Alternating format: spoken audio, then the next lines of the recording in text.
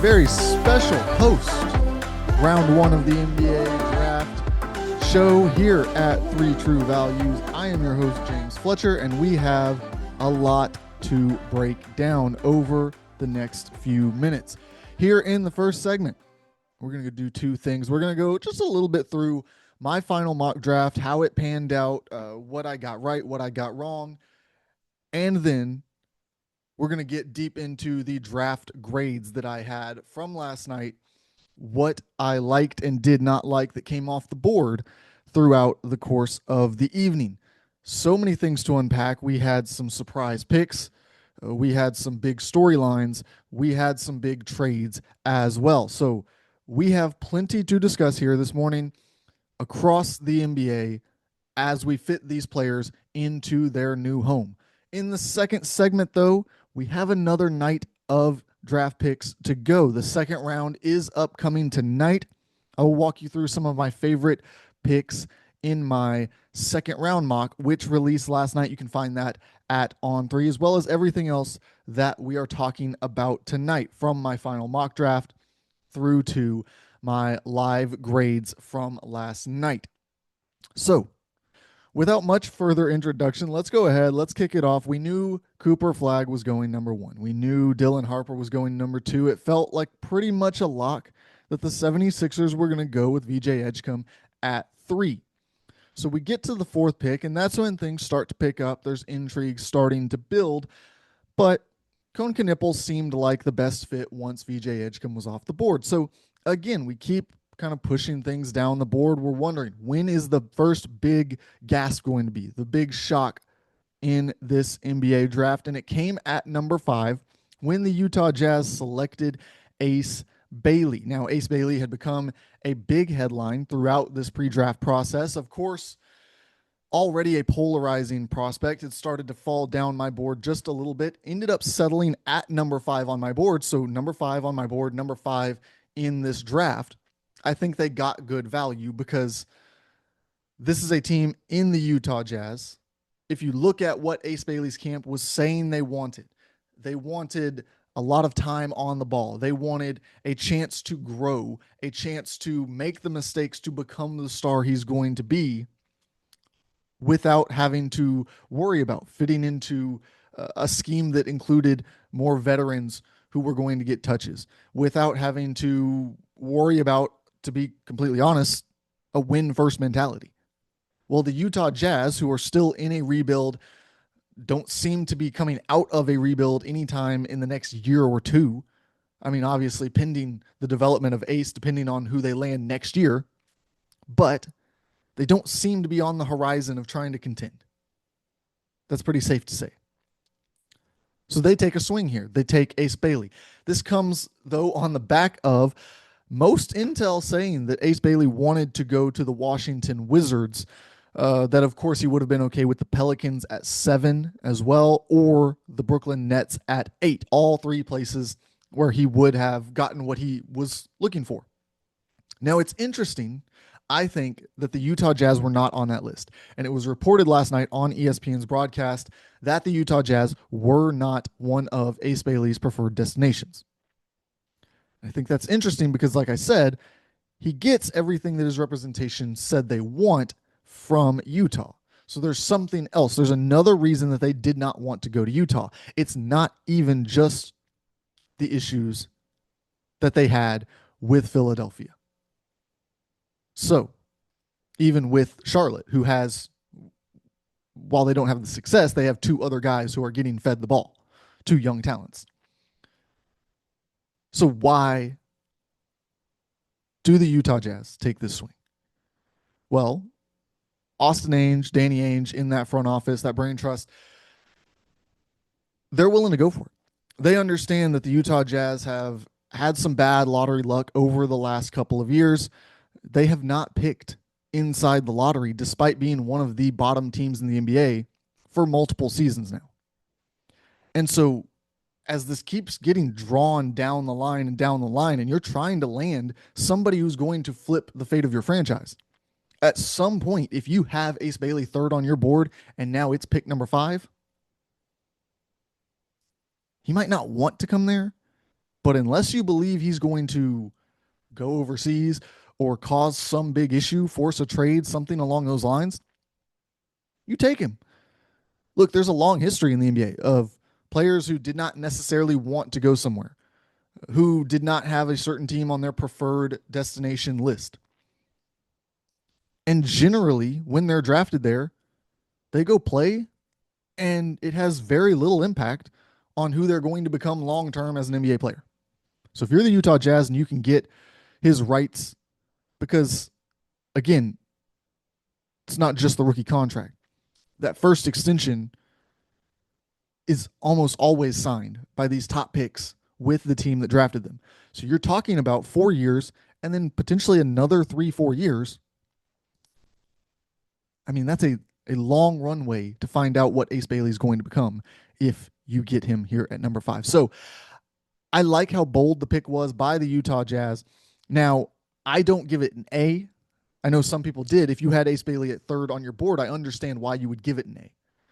But I have it in the B- range just because, look, for it to come out immediately after the pick that he did not want to go there, look, that came from somebody, right? And it wasn't like in the course of conversation about the pick they revealed, hey, also, by the way, this was not on his list. It was a conversation about the pick, and then, oh, hey, we have a new report. This is not where he wanted to go. So we'll see. I assume that Ace Bailey will get there. He continues to say he just wants to play basketball. All the other games were his representation, trying to get him to certain spots, but he wants to just play basketball.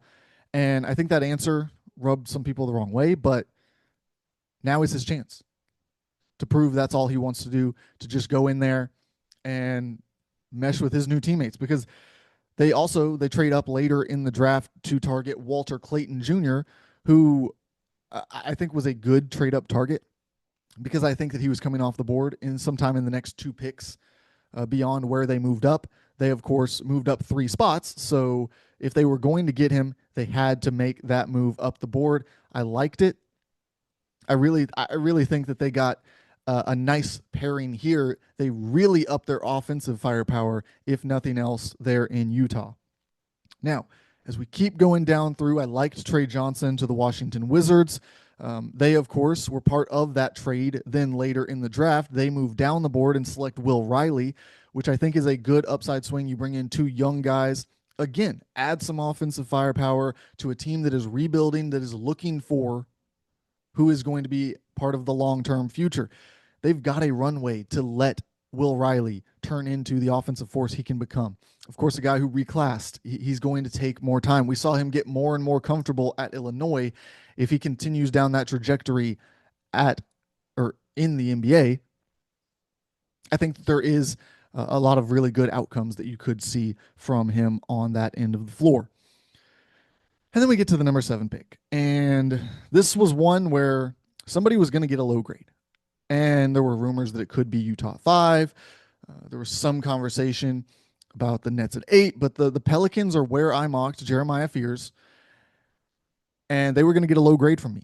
And that's simply because I have Jeremiah Fears ranked 18th on my board, and I've gone into detail on this show as to why a couple of times. I've written about why multiple times at On 3.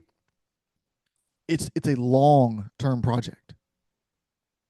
He's another guy, a reclass guy, who looked extremely uncomfortable for long stretches during the college season, who had an extremely inefficient game from start to finish, who, I mean, garbage time saved his stat lines.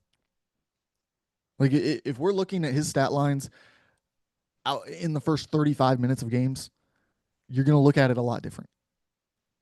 And that's not to say he doesn't have potential. He's got big upside. But there's a lot of guys with theoretical upside. Will Riley, who we just talked about, another one. Endless offensive potential in theory. It's about unlocking it, and it's about, as a team who now has a 4-year clock on this player, how quickly can you unlock it? And so to draft a point guard who is already behind, not behind, but at an early stage in his development, So you are taking a player who you know is going to take a long time to develop at a position that takes the longest in the NBA to develop into success. I would project that Jeremiah Fears, the earliest that he would become a positive value would be his last year of his rookie contract. And so at that point, that's 3 years. Are you going to give him the 3 year runway? Are you going to avoid drafting other people who could come into that spot, signing free agents who could surpass him in the rotation? Because if you continue to add in front of him or even beside him at the same position and make him compete, he's going to fall behind and behind because he needs the reps. And this is a team that's caught in the middle under a new front office. Are they going up or down? Because if you're holding on to Herb Jones, if you're committing to Zion Williamson, like those moves to me, I can understand holding on to Trey Murphy either way. But if you're holding on to, I think Herb Jones is the perfect example. And that's the kind of guy that you can get 2, 3 first round draft picks for and restock. You don't lose anything off of a tanking team, but a contending team gets a huge boost from a high level wing defender. But if you're going to keep him, that would imply to me that you're going to try to compete. Another thing that implies to me that you're trying to compete, after you get a D plus for your first pick, is trading up in the draft using the pick in 2026, a very strong draft that you acquired from the Milwaukee Bucks. But not only did you use a Bucks pick, you traded the more favorable pick of New Orleans and Milwaukee. So now the Atlanta Hawks are going to get either your draft pick in a year that we just talked about. If you're going the Jeremiah Fears route, you're probably looking a little bit more long term. So you're just going to give up a potential lottery pick. And to be honest, in the West, it could be a lottery pick either way. Or if the Bucks end up trading Giannis at any point before the next draft, you're talking about the potential for that pick to be high. So to give that up, to then move up and draft Derek Queen, which that move, it gets a C minus from me because I like Queen, but the fit is nonsense. I mean, Derek Queen, if you watch his highlights and then you watch Zion's highlights side by side, you're going to see them standing in the exact same spot a lot. So a team that is, in theory, building around Zion as probably your best player, has now given him an inefficient shot first point guard and a center who occupies all the same spaces that he does. So I cannot tell you what the long-term vision is for this Pelicans team because they make moves that suggest that they're going to try to compete this year. But then you look at the fit of the roster and none of it fits. They took on long-term money in a trade before the draft as well, adding Jordan Poole to that mix. But they've still got DeJounte Murray in that backcourt. So we'll see. The rest of this offseason will play out for the Pelicans, but not an impressive start in my book. I was a little bit thrown off. But then we got to the 8th pick and we got to the Brooklyn Nets, who had 5 picks. And I think nobody really believed they were going to make 5 picks. And then as the night kind of went on, it was like, oh, they're going to make 5 picks. They're going to add a complete starting 5 to this roster. And they start that process with Yegor Dimon, who was a very polarizing prospect because he's one of the best passers in this class, but has a ways to go on the shot, a ways to go to become truly efficient out there. But at 6'9", he's got some leeway. He can become an off ball player if he needs to in certain areas. So then how does that fit with the rest of what they did? Because that pick alone, it's a C plus. I think that there's upside there, so I'm not going to hammer it. But we continue to go through the draft and we get to pick 19, where they were picking for a second time, and they land Nolan Traore. So now 2 point guards added to the roster. They're clearly trying to build out the shell of a team. You've got Yegor Dimon, who is your big, tall, on or off ball player who has great passing vision. And then you go get Nolan Traore, one of the best playmakers at the point guard position in this draft, a guy who I still am higher on. I know that his stock slipped because he had a tough start to the season in Europe, but he really brought it together at the end of the year. I thought he was playing very, very good basketball down the stretch. So that one gets a B plus from me, but they weren't done yet because at number 22, they select Drake Powell, who is the kind of long wing defender that every team needs. That again, if you're building out the core of a roster, now I've got my tall guard who I can play in different lineups, different combinations. He can play 1 through 3, maybe even 1 through 4, depending on what I want to show on the floor. I go get my true point guard, my playmaker who can set things up, who can get downhill. Now I get a wing defender, somebody who has some shooting upside. We saw him deliver a high percentage at North Carolina. Now it's about sustaining that over a higher volume. So if that pick hits, I give it a B plus because I like, again, I'm seeing the pieces that they're fitting into place here. There's no individual pick that says, wow, that's an A. But all the pieces kind of start to fit together and you start to go, okay, so now we know where we stand there. We know where they stand here. They get to pick 26 and they take Ben Saroff, who I had in that range. I give it a B minus because, again, you are picking a third player who can play with the ball in his hands, can play at the point guard spot. But I look at him a little bit more as a shooting guard, somebody who is more self-creation than he is creation for others. And so I like, maybe you get him as a 6-man. Maybe he fills that role where your lead guard comes off the floor. He enters the game. Okay, now's your chance. Go get some buckets. I like that. I like that vision for what he can become down the line. He's another guy who's got big upside on one end of the floor.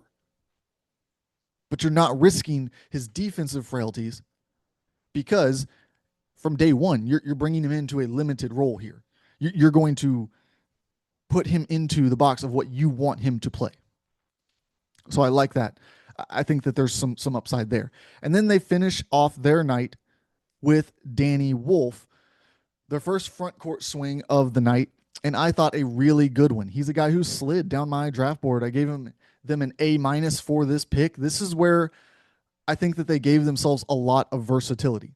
Keep in mind that the Brooklyn Nets have cleared a lot of cap space. They're taking in contracts. They have made it clear what they want to do is build out the core of a team and then drop a superstar into it. 1, 2 superstars, whatever that means. But they want to have the core of a team in place to then entice players to come. Now they're Brooklyn, so they've got an advantage there. We've seen them entice big name players before. That's basically the history since they got to Brooklyn, is that they have been able to go get some superstars to come together and join in that city. So you look at it.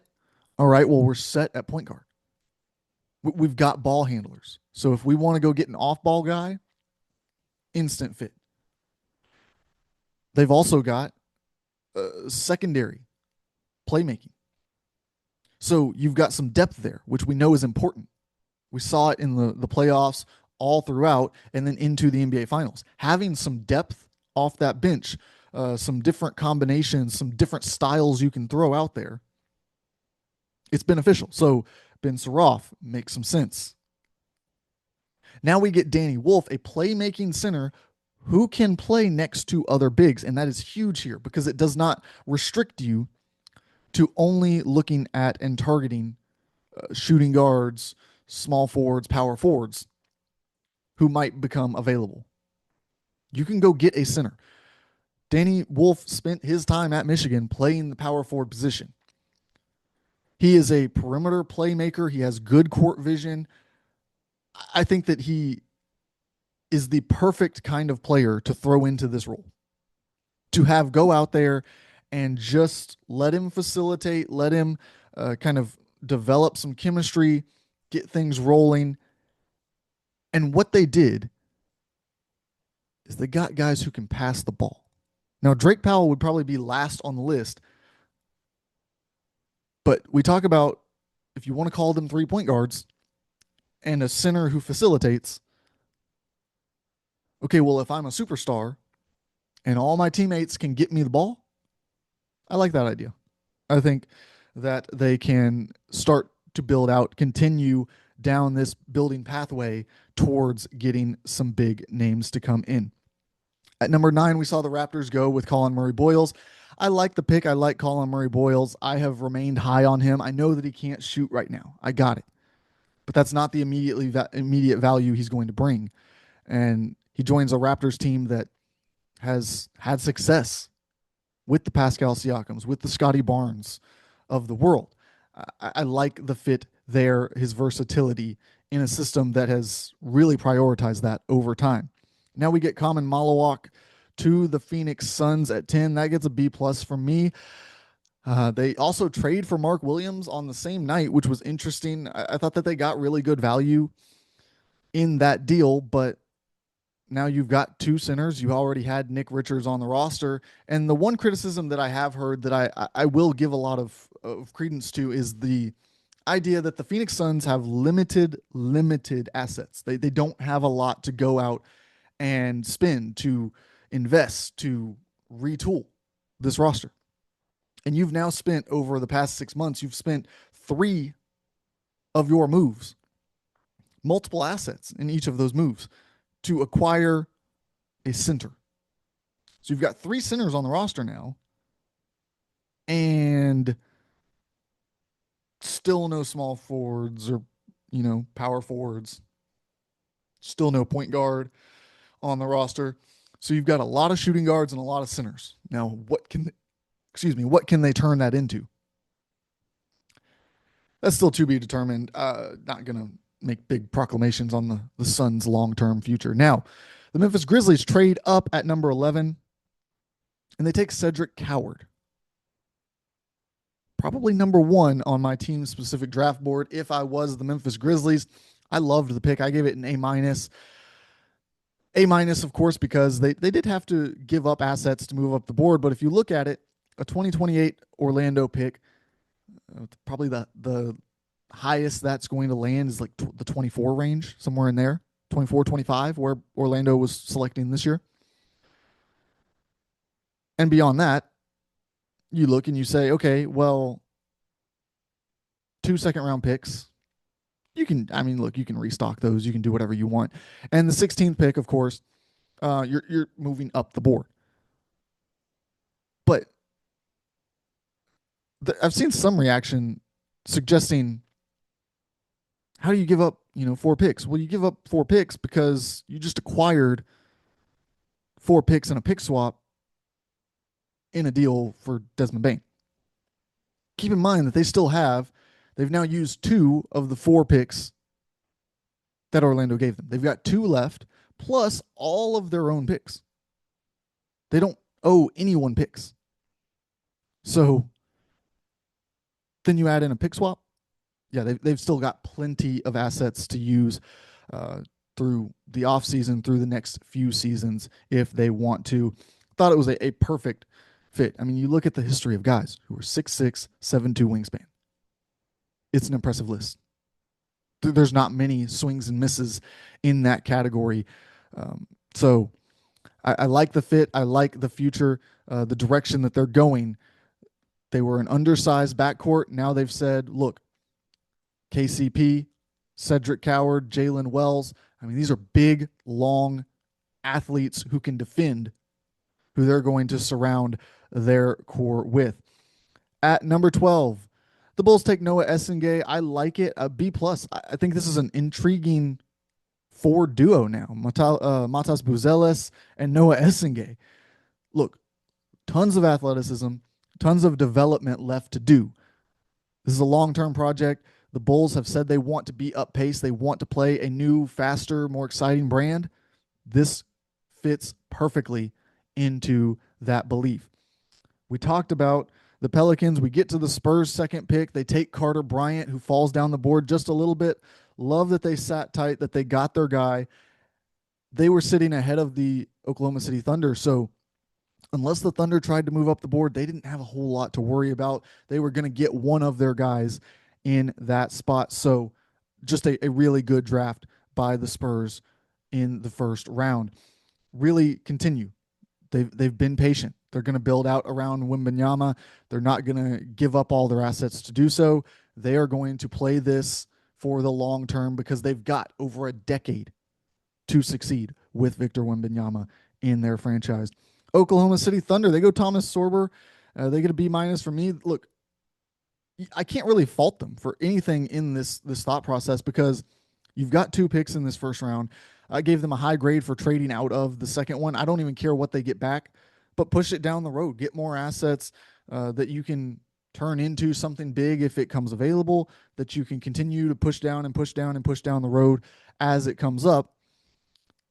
But you take Thomas Sorber knowing that this team's going to get expensive in a couple of years, and you're going to have a backup plan. Isaiah Hartenstein is not going to be there forever. Next year, probably the last year they can afford to keep him around. So you already get his replacement in the door. You get a full, basically redshirt year, and that's the benefit of the depth that they have. You can just redshirt a center and say, hey, in 12 months, we're going to need you to be ready to play basketball. So learn from everybody that you're around, fit into the culture, and if they don't feel like he's ready, well, they've got more assets next summer. They can replace him immediately and move on. They're ahead of the game here. Who is not ahead of the game now is the Portland Trailblazers, who get the first F that I've ever given out in these draft grades. And it's unfortunate because I thought I was a fan of this player. I had him at 45 on my board and thought, yeah, I like him. I can see the vision. I can see why he would be a second-round swing, somebody that you would definitely want to bring into your franchise. But to take him at 16, taking Hansen Yang Hansen, whichever, you know how the Chinese naming system it gets inverted either direction. But it just seemed like such a strange decision. You go get a center for a team that already has Donovan Clingan, who you invested a high draft pick on last summer. Of course, still on the roster, DeAndre Ayton, Robert Williams, Duop Reith. So you've got 4 centers. This is the 5th center that you're bringing onto the roster, and you're spending a high pick on him. Much higher than where he was projected. Likely could have traded down again and still gotten him, no matter where you traded down to. So a little bit curious as to why they took this big of a swing at a position where they did not necessarily have any need in the long term or the short term. It was just a truly confusing move that's unfortunate for the player because I do think he's got some upside as a facilitator on the outside. The Timberwolves take Yohan Beringer. Look, I think it raises some questions just because I like Beringer. Honestly, I think it raises more questions than if they had drafted a center who I thought was just okay. Because if they had drafted a guy who I was like, okay, depth piece, got it, slot him in like the Thunder are doing, just get him ready, put him on the roster, let him learn behind Gobert, behind Randall, behind Reed, whoever else, and then once one of them has to go, okay, you just slot him in, he's ready, he can compete. But to take Beringer, I think he's got some more to his game. I think he's going to want to get on the floor. I think he's going to be good enough to get on the floor. So it opens up some optionality there for them in the front court. Do they move somebody? Do they shuffle some of these pieces? What ends up happening with the Timberwolves as they face some cap issues, as they face some roster crunch issues, now, particularly in that front court? As we move down past the picks that we've already discussed, Kasparis Yakachonis to the Heat at number 20 is a big one. Gets an A from me. He slides down the board. The Heat benefit. They get a player at a position that they clearly had a need and don't have to give up any assets to go get a guy who was way higher on the board than where he was selected. And it fell into this category that we talked about during the pre-draft process. There were only a certain number of teams that needed point guard. And you got through this run of teams that just had absolutely no need to go add a point guard to their roster. Well, once Yakachonis was not selected by pick 11, 12, well, suddenly nobody has a need for that point guard position until the late teens, until the early 20s. So there was this backlog of point guards available. We talk about number 23, where the Atlanta Hawks got a real win. I gave it a B plus because Asa Newell was probably a guy who they would have targeted at 13. They end up trading back to 23. They get a great pick with potential next season in the deal and still land Asa Newell. And I think that the way that they've retooled that front court, Clint Capella on his way out, but Onyeka Okongwu returns. You get Kristaps Porzingis in a trade. Asa Newell now comes in to be that versatile guy. They've got optionality in that front court. I really like what they've built because it's all based on size, length, and some defense around Trae Young. They continue to build in that mold even with a new front office in their first offseason. The Sacramento Kings traded into the first round. I love them trading into the first round here. Get Neat Clifford. They've got a lot of questions to answer. So goes add another solid do-it-all wing to the mix.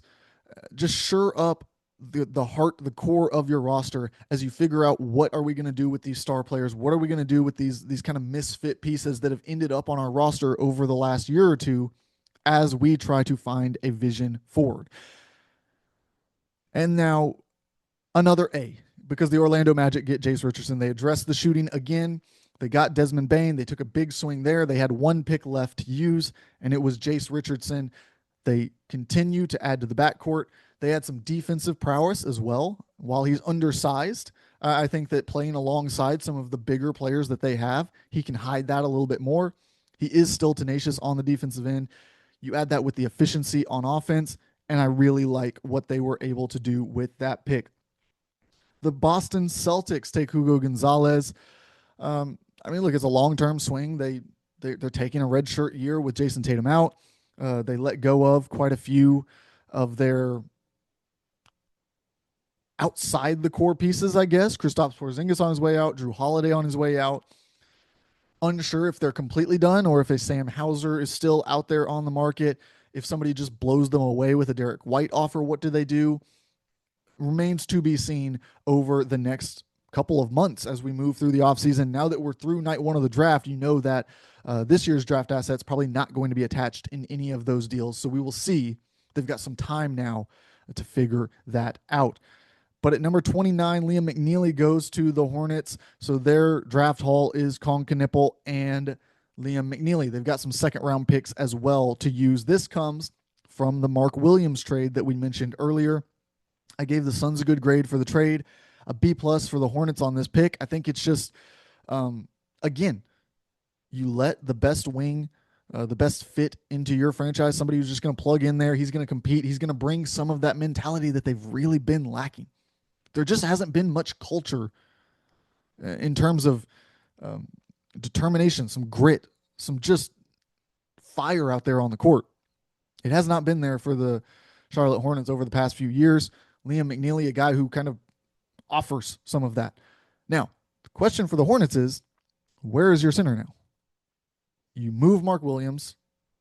You traded Nick Richards last season. You lost a lot of center depth there. You don't replace it in the draft. Do they replace it early in the second round? I would assume they're going to take a center with one of those early second round picks that they have. We'll talk about that in the next segment, though. And finally, we have the last pick of the first round, Yannick Konen Niederhauser going to the Clippers. He was a late riser, a guy who moved up the board during the pre-draft process. Other centers who I liked a little bit more as a fit for the Clippers, but can't fault them for taking a super athletic rim protector here. When we come back on the other side, we'll talk about night 2 of the NBA draft. If you've listened to all these grades, everything I have to say about the first round, you're going to want to stick around. I have plenty to say about the next coming hours as we get ready for round 2 right here on 3 True Values.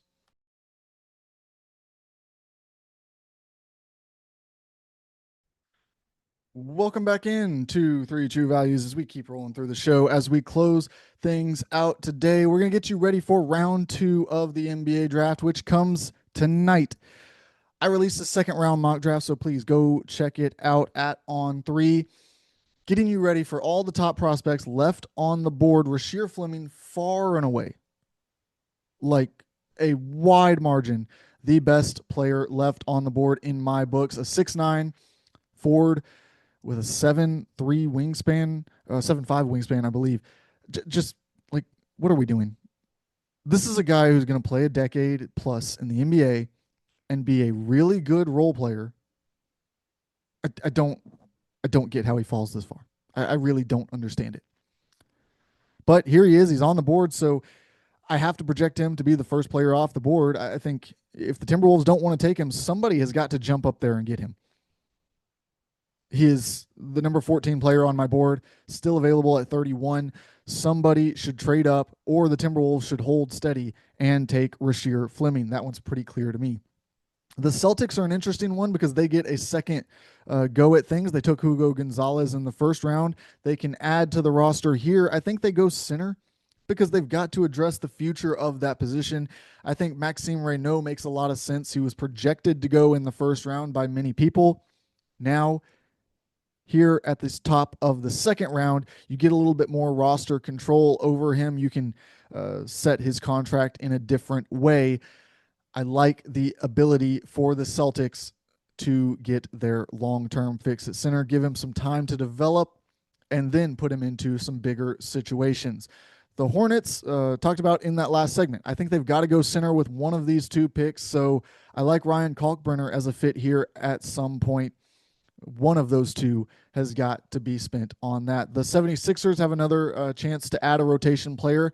Good news for them, there's still quite a few of these big wings that are on the board that they can add. A Noah Pinda, an Adu Tiero, whatever the case may be. Maybe Rasheer Fleming does continue to fall down this board. That would be a home run addition for them. So those are kind of the top guys who are just left on the board, still in the mix, have not been selected yet. Tyrese Proctor is another guy who fits into that category. He is the next best guard, ball handler, if you will, in this mix if you're looking for that. If that's what your team needs. I still really like Alex Tui. I think he's just a do-it-all, plug-and-play kind of guy. He's going to fit in somewhere really nicely. I've got him currently mocked to the Pacers here in the second round, who trade back in, want to get somebody on this roster. I think it makes sense for them to add a guy who can come in and just replace whatever it is they need to replace. We'll see if they end up ducking the tax this offseason after Tyrese Halliburton's Achilles tear. Obviously, just terrible for them. The need to go from NBA contention, publicly announcing that you're going to go into the luxury tax, that you're going to go all out to try to get back to the NBA Finals next year, and then to have your star player go down, it really sets things back. It puts you in a holding pattern. And so we'll see what they do to maintain that holding pattern over the course of this offseason. As you continue to look down the board at some of the interesting fits, I really like Janai Broom to the Warriors. I think that's a nice fit. You get kind of a similar makeup. Obviously, a very different player. Nobody quite is Draymond Green, but you get a similar makeup there in terms of the build, in terms of some of just the force that they're going to exert while they are on the court. Also a team that's looking to win now, the Warriors. So adding an older player, not as much of a setback you would think in their process, in their decision making as they make their first pick of the night, did not have a first round draft pick. Other players that I really like in this second round conversation, I think there's two guys who fit in here that are just dogs. You add them to your team, and they don't have all the measurements, they don't have all of the stats backing them up, but man, I believe in their ability to make an NBA roster, to crack a rotation at some point, somewhere, to raise the floor of teams. And that is Elijah Martin, coming in from Florida, one of the only guards in NCAA history to start in the Final Four for two different teams. He has done some unprecedented things. Yes, he is pretty short, really short to be a shooting guard, but he's got a long wingspan. He has a really impressive standing reach. His standing reach actually matches up with that of Liam McNeely, who is 6'6", 6'7", at the small forward position. So this is a guy who, when he's playing defense, does not appear as small as he might list standing up against a wall. And Sion James, similarly. I mean, just a guy who could have gone anywhere in college basketball, could have tried to become a star. He decided to be a role player at Duke. He decided to fit in, to contribute wherever they needed, whether that was defensively, whether that meant standing in the corner, whether that just whatever it was, coming off the bench, starting, whatever they needed, he was there to win. He was there to highlight what Cooper Flagg had, to get the most out of Concanipple, to really get that team going. I thought he accepted that role brilliantly. Really like his potential to just be a rotation, just a guy who is out there and competes. Really do buy into him there. Now, if you're talking upside swings, though, we've got those two in this first round. Don't worry, Rocco Zakarsky, the towering center out of Australia, extremely raw tools. An injury set back his development this year. He's got a long way to go. He is not going to be playable probably in the first year or two, but we're in the second round. So take a project big, whether that means you send him to the G League to develop or you put him on the back end of the roster, have him working in practices, get him into the end of games, get him into some spot minutes here and there where you can. I like his fit. I think that he's a guy who makes a lot of sense for the Raptors. You've got Jakob Poeltl already there, so you don't have to throw him just into the fire, but he can get some of those minutes. He can learn some of those tools with a lot of long, active defenders surrounding him where he's not going to get lost on the perimeter. Dink Pate. Look, Dink Pate, he went the G League Ignite route. You guys know I have plenty to say about the G League Ignite route. We're not going to go fully into that. I get it. It's defunct. It's gone. This is the last guy that we have to see in the draft class who is going to just greatly suffer from it. I guess Ethan Almansa as well in this class has kind of fallen off of mock drafts again this year. But for Dink Pate, the potential is just off the charts. I mean, a 6'8" shooting guard. He's athletic. He's got all the tools that you want. But he hasn't developed in probably 2 full years. This is a guy who left at least the high school ranks early to compete with the G League Ignite for 2 seasons. They, of course, went out of business after 1 season. He ends up with the Capitanes in Mexico City. Look, there's just been no development. It's unfortunate. He has a longer runway than most because he's got to make up time.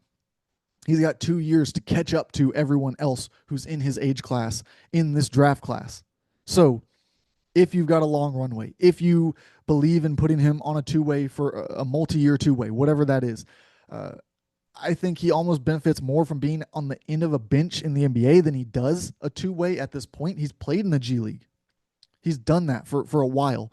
Now, the ability on the 2-way to practice with the NBA team and then play with the G League team, that's fascinating to me. I think that could benefit him, but we have seen time and time again that it's very hard. When you get this setback, when you have these issues early in your career, you don't get the development you need, it's really, really hard to bounce back from it. So while there is big upside, there's big risk as well if you take Dink Pate. We'll be back with more off-season content here soon on Three True Values. Thank you for tuning in. Hope you enjoy round 2 of the draft. Hope you followed along with the live grades last night. Hope you enjoyed all of my mock drafting work over the course of the year. We are starting on the 2026 class. We will talk through some of those players here soon on the podcast. Probably bring back my friend Jamie Shaw from On3 to give you all the info you need to know about these top high school players coming into college, going to spend a year there, and then make their way to the NBA in 2026. We'll have that and plenty more over the next few weeks right here on Three True Values. Thank you once again for tuning in.